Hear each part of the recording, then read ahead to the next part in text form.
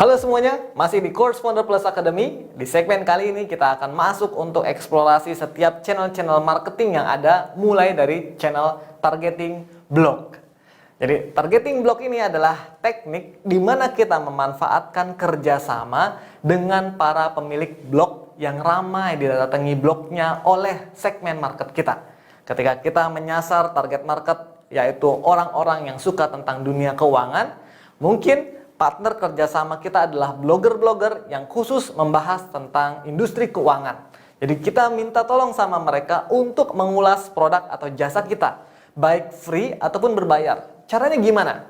Cara sederhananya adalah kita kirim email kepada yang bersangkutan. Biasanya setiap blog itu ada kontak email untuk kita kirim email kepada mereka. Kita kirim email, kita ceritakan story tentang produk kita minta tolong bisa nggak produk kita diulas di blog mereka.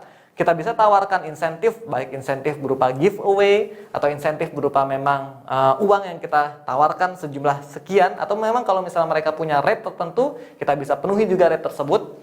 Bagaimana cara kita untuk bisa mencari blog yang tepat untuk bisa kita ajak kerjasama?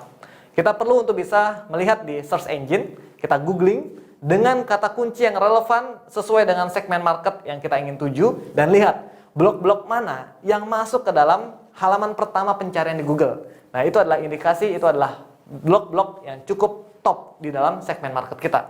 Atau kita juga bisa lihat di YouTube misalnya. Beberapa vlogger-vlogger mungkin mereka juga punya blog. Mereka juga bisa mereferkan kepada blog yang punya artikel yang mereka ulas di video.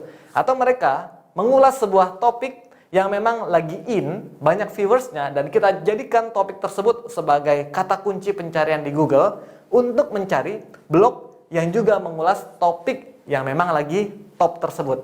Jadi kita nanti akhirnya bisa memanfaatkan YouTube sebagai cara untuk menemukan influencer yang juga bikin blog, maupun kita mencari topik yang saat ini sedang di dalam tema atau segmen market yang kita ingin tuju.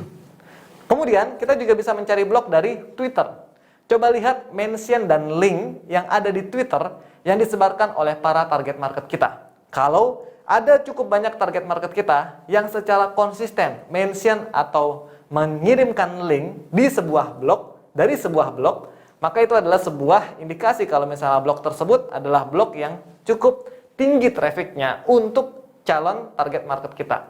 Yang pasti perhatikan bahwa apakah blog tersebut memang para audiensnya adalah target-target market kita. Kalau memang tidak relevan, maka tidak bisa dijadikan sebagai target kita untuk dijadikan sebagai partner kerjasama.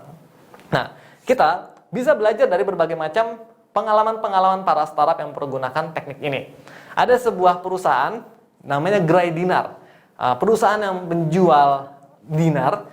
Beliau mempergunakan blog sebagai strategi utama untuk memasarkan produknya. Dan ternyata audiens blognya itu sangat besar, ada puluhan ribu audiens. Nah, kami pada waktu perjalanan awal iGrow, sebuah perusahaan yang bergerak di bidang pembiayaan pertanian, mempergunakan blog Gray Dinar ini. Karena Gray Dinar ini adalah blog yang biasanya banyak diminati oleh komunitas yang berkecimpung dalam bidang keuangan. Kami mempergunakan Gray Dinar ini bekerja sama untuk memasarkan iGrow. Dan ternyata bekerja. iGrow mendapatkan traffic yang cukup signifikan dari kerjasama dengan blog Gray Dinar ini. Nah, ini menjadi sebuah insight kepada kita bahwa ternyata blog, walaupun audiensnya segmented, tapi audiens-audiens ini loyal dan mereka akan mau untuk bisa menyimak serta memfollow up ulasan-ulasan yang ada di blog tersebut. Positifnya dari teknik ini adalah sangat efektif untuk mendapatkan customer karena tingkat kepercayaannya hampir sama seperti rekomendasi dari teman kita. Namun negatifnya, teknik seperti ini sulit di scale karena mungkin blog yang spesifik mengulas tentang dunia industri yang kita ingin masuki terbatas, yang memang punya kredibilitas dan punya traffic yang cukup tinggi. Jadi kita perlu untuk bisa melihat apakah kira-kira channel marketing ini adalah channel yang worth it untuk kita coba eksplorasi atau enggak. Dilihat dari seperti apa domain industri yang akan kita masuki, dan apakah banyak blog yang mampu untuk kita bisa ajak kerjasama untuk mengulas tentang produk kita. Salah satu cara untuk melakukan eksperimen ketika kita menetapkan teknik ini untuk masuk ke dalam middle ring kita adalah mencoba melakukan kontak kepada 10 niche blog. 10 blog yang spesifik mengulas tentang industri yang akan kita masuki, kontak mereka, ajak kerjasama, coba eksplorasi bagaimana metode kerjasamanya, Dan mungkin kita nanti akan bisa mencoba melakukan eksperimen apakah targeting block ini adalah teknik yang cocok untuk bisa menimbulkan traffic untuk produk atau jasa kita atau tidak. Itu saja untuk segmen mengulas tentang targeting blocks. Di segmen selanjutnya kita akan bahas channel yang lain yaitu publicity. Sampai jumpa di segmen selanjutnya.